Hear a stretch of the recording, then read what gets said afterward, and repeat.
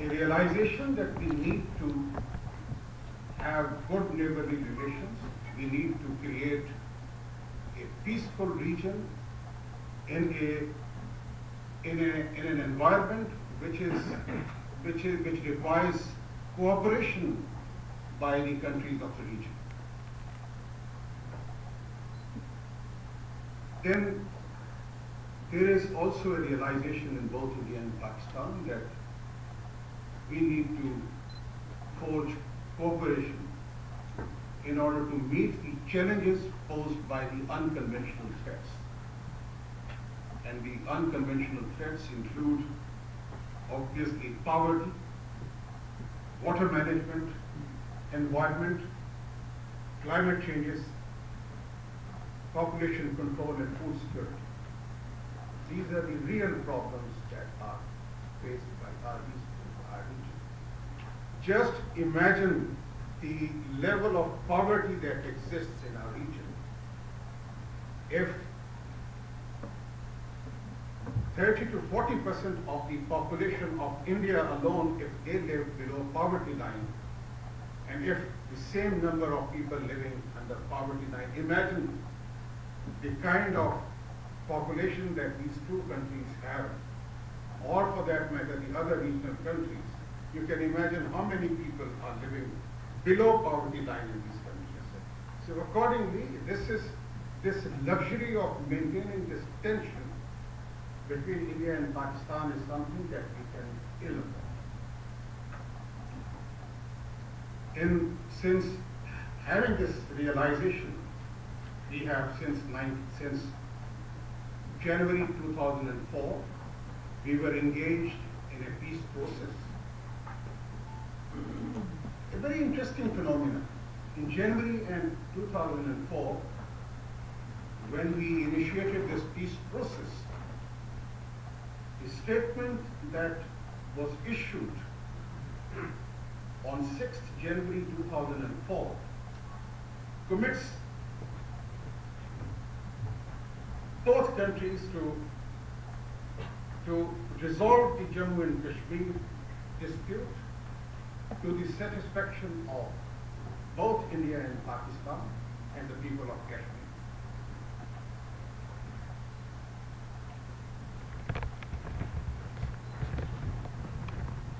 Since 2004, peace process had been initiated.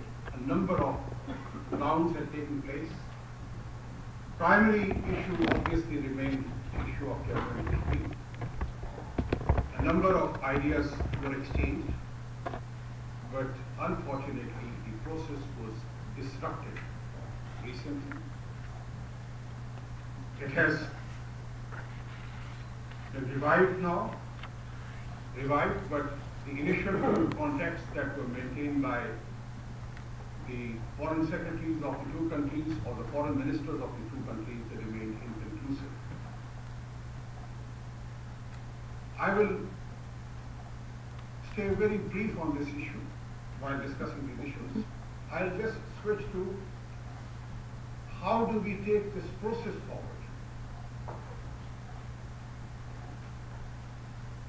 We can take this process forward by building trust and avoiding propaganda. By demonizing each other, or by conducting, or by our involvement in propaganda against each other, we have not gone anywhere. Secondly, we have no option but to take on the real issues like Jammu and Kashmir, Siachen, Circuit, water issues head on. We cannot waste any more time in sort of just discussing the issue without resolving it. We have to go beyond the confidence building measures. We have had enough confidence building measures, Kashmir related confidence building measures, nuclear related confidence building measures that we have agreed upon in the last couple of years. But now the stage has come that we have to move beyond it. We have to resolve Kashmir issue in accordance with international security legality, Security Council resolutions, and the aspirations of the people of Jammu and Kashmir. We need to adopt a problem-solving approach. Problem-solving, we can't continue with the wooden-headed approach that we have followed for the last many years. This wooden-headed approach has taken us nowhere. We have to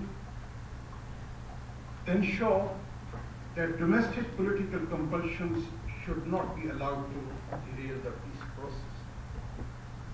But again, this is something that we have witnessed over the last many years, that this domestic political compulsions or the demands by certain extremist elements who want to disrupt the peace process were given more weightage by the political leadership, and the processes were disrupted. This is something that we have to avoid. As for your direction, and we can sort of speak further when we have the question answer. So thank you very much. Thank you very much, Ambassador. This is where I really want the Ambassador for your opposite number. Responding to indeed. It would be very nice if we just start these negotiations here and put behind us 60 years of history. Let me introduce now Shirin Mazari then to the nation. For London School of Economics graduate. Thank you very much. And I have to say though, I am very careful that while it's very welcoming that the EU is looking more closely into the Kashmir issue, that it does not fall into the same routine of Pakistan and India dialoguing on Kashmir on and off, because this is my third visit to the EU Parliament and presenting the case of Kashmir. And I hope that it actually moves beyond into some form of action. What we are seeing periodically in what we refer to as occupied Kashmir or Indian-held Kashmir is the outbreak of violence, and in different forms, but it is the same manifestation of the Kashmiri struggle. And the struggle over the last over 6 decades is to rid themselves of Indian occupation. A new generation presently has taken up the struggle. The youth have come out on the streets with stones, a sort of Kashmiri intifada, if you will. And from 11th June till the first week of October, over 110 Kashmiris had died, 3,000 had been injured, and as of yesterday, Indian-held Kashmir is totally sealed again, so that nobody has access to the brutalities that are going on. By any definition, this is a basic human rights problem. And as we have seen the international community talk about humanitarian interventions and the idea that you can't use the issue of sovereignty to conceal human rights abuses or justify them.